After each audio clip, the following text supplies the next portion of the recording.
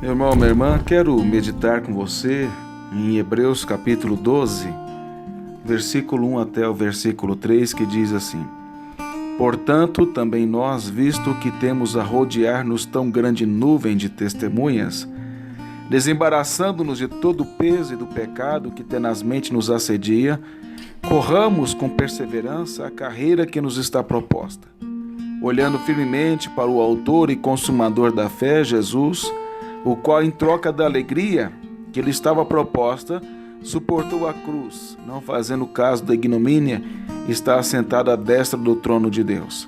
Considerai, pois, atentamente aquele que suportou tamanha oposição dos pecadores contra si mesmo, para que não vos fatigueis desmaiando em vossa alma. A carta aos Hebreus é dividida basicamente em duas partes. A primeira parte é doutrinária. Ela apresenta a superioridade de Cristo sobre Moisés, anjos, e revela que as cerimônias do Antigo Testamento apontavam para ele. A segunda parte da carta é prática. Exorta os crentes fracos na fé, alerta sobre a apostasia, exorta-os a continuar na caminhada em Cristo em santidade. O texto que nós vamos expor está na parte que fala sobre a perseverança na corrida da carreira cristã. Para ficar mais claro a sequência da argumentação do autor, é preciso olhar antes, no contexto da passagem. Deus não se agrada daqueles que retrocedem. Capítulo 10, verso 37 a 39, o autor diz que Deus não se agrada daqueles que retrocedem na fé, mas ele se agrada daqueles que de fato continuam caminhando no Senhor, firmes no Senhor. Ele diz no verso 38, todavia o meu justo viverá pela fé. Capítulo 10, verso 38. Se retroceder, nele não se compraz a minha alma. Nós, porém, não somos dos que retrocedem para a perdição. Somos, entretanto, da fé para a conservação da alma. Por que ele diz isso? Porque havia muitos que tinham retrocedido, abandonado a fé nessa caminhada. E ele cita o povo do Antigo Testamento, de Israel, na peregrinação, que há muitos abandonaram a Deus na peregrinação e morreram no deserto por causa disso. E ele diz, mas nós, verdadeiros cristãos, não somos daqueles que retrocedem, mas daqueles que continuam. E para isso ele vai, então, falar dos homens e mulheres de Deus do Antigo Testamento, no capítulo 11, que pela fé não se dobraram diante das dificuldades. E no versículo 1 do capítulo 11, ele fala, ora, a fé é a certeza de coisas que se esperam, a convicção de fatos que não se veem. Esses homens e mulheres citados no capítulo 11, que a fé aí é a ênfase, vai mostrar que o conteúdo da fé deles era, de fato, crer naquilo que eles não viam. Por isso o capítulo 11, verso 1 que já foi citado, diz que ora, a fé é a certeza de coisas que se esperam, a convicção de fatos que não se veem. Essa convicção de que as coisas vão acontecer não é pensamento positivo. Eu tenho a convicção e o pensamento de que eu vou ficar rico, ou de que eu vou conseguir esse emprego, ou comprar essa casa, ou coisa desse tipo. Não é isso que o texto está ensinando, e fé não é isso. Fé não é pensamento positivo. Fé, ela tem um conteúdo, e o conteúdo dessa fé é o que a Bíblia diz que é.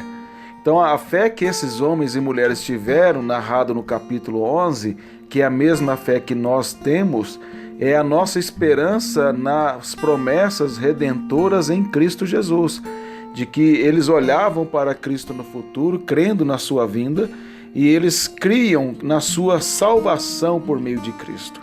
Então eles não estavam, a fé deles não era em questões transitórias, de pequenas conquistas, porque se você olhar o capítulo 11, e eu desafio você, no bom sentido desafio você a ler o capítulo 11, você vai ver que eles sofreram. Muitos foram mortos, foram cortados, cerrados vivos ao meio, perseguidos de todas as maneiras, mas eles continuaram tendo fé. Então a fé não quer dizer que as coisas vão acontecer conforme eu desejo aqui, mas que a fé é o conhecimento acerca de Deus, e daquilo que Ele promete em Sua palavra por meio de Cristo, e isso me motivando a caminhar a cada momento. Então é importante você compreender esse princípio. A fé deles, desses homens e mulheres do capítulo 11 de Hebreus, a fé deles os levaram a crer nas promessas de Deus e também em tudo aquilo que a Bíblia registra. Por exemplo, no capítulo 11, verso 1, que eu já falei, já é a terceira vez que eu menciono, mas é importante, ele diz que a fé é a certeza de coisas que se esperam e a convicção de fatos que não se veem. Pois pela fé, verso 2, os antigos obtiveram bom testemunho. Pela fé, verso 3, entendemos que foi o universo formado pela palavra de Deus. Onde é que nós encontramos na Bíblia o testemunho de que o universo foi criado pela palavra de Deus? É em Gênesis 1 e 2. Então a fé desse povo era o que a Bíblia dizia. Eles não estiveram lá na criação, eles não viram Deus criando todas as coisas, é lógico, mas embora no tempo eles não estivessem presentes, não foram testemunhas oculares dos fatos, mas pelo testemunho da Escritura, eles creram que Deus criou todas as coisas pelo poder da sua palavra. E se eles olhavam para o passado e criam naquilo que a Bíblia diz, apesar de eles não terem estado presentes, eles também criam no futuro, quanto ao que Deus vai fazer para eles através de Cristo, embora eles não estiveram presentes na encarnação de Cristo. Não sei se eu consegui resumir aqui a ideia, mas espero que eu tenha conseguido, ou se não tiver conseguido, que pelo menos no decorrer da exposição do restante do texto, isso possa ficar mais claro para você e possa fortalecer a sua fé.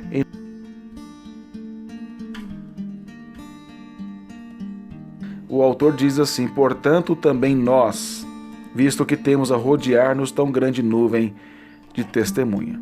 O autor está seguindo uma argumentação lógica. A expressão portanto nos mostra isso, e o que segue no restante do texto vai demonstrar também. Agora, que lógica é essa?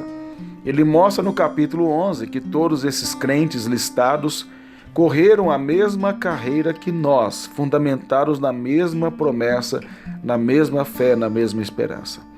Ele diz no capítulo 11, verso 1, que pela fé entendemos que foi o universo formado pela palavra de Deus. Capítulo 11, verso 1 a 3. Ele diz, depois então ele vai citar os 5 primeiros livros do Antigo Testamento, que nós chamamos de Pentateuco, e ele vai então citar nomes de personagens ali narrados de Gênesis a Deuteronômio, para mostrar que toda a Escritura ela fala desses homens que viveram pela fé, na mesma fé que nós temos. Ele fala pela fé Abel, ele fala que está lá em Gênesis 4, ele fala pela fé Enoque, Gênesis 5, pela fé Noé, Gênesis 6 a 9, ele fala pela fé Abraão, em Gênesis 12 a 25, ele fala pela fé Sara, que está em Gênesis 12 a 23, ele fala pela fé Isaac, Jacó e José, que está em Gênesis 25 ao capítulo 50, ele fala pela fé Moisés, e aí então está de Êxodo a Deuteronômio, que termina o Deuteronômio com a morte de Moisés, ou seja, ele cita todo o Pentateuco, os 5 primeiros livros do Antigo Testamento, para dizer que eles tinham a mesma fé que nós temos. E aí ele fala depois dos livros chamados históricos, ele fala do Antigo Testamento, pela fé ruíram as muralhas de Jericó, que está lá no livro de Josué. Ele fala de Gideão, Baraque, Sansão, Jefté, de Davi, Samuel, que está em Juízes, livro de Juízes, 1º e 2º Samuel, todos os livros históricos. Depois ele vai falar de uma outra parte do Antigo Testamento, ele fala dos proféticos, ele fala assim, os profetas, verso 32 a 37 do capítulo 11, que está em todo o restante do Antigo Testamento. O que eu quis mostrar para você, de modo bem resumido, é que quando ele fala no capítulo 11 pela fé, ele está citando assim, de modo simples e ao mesmo tempo profundo, todo o Antigo Testamento apontando para Jesus, mostrando que a fé desses homens era a mesma fé nossa, Porém, eles olhavam para o futuro, crendo na vinda do Senhor Jesus, na encarnação de Cristo, mas não puderam ver a concretização dessa promessa. É o que está no capítulo 11, verso 39 e 40. Ora, todos esses que obtiveram bom testemunho por sua fé, não obtiveram, contudo, a concretização da promessa, por haver Deus provido coisa superior a nosso respeito, para que eles, sem nós, não fossem aperfeiçoados.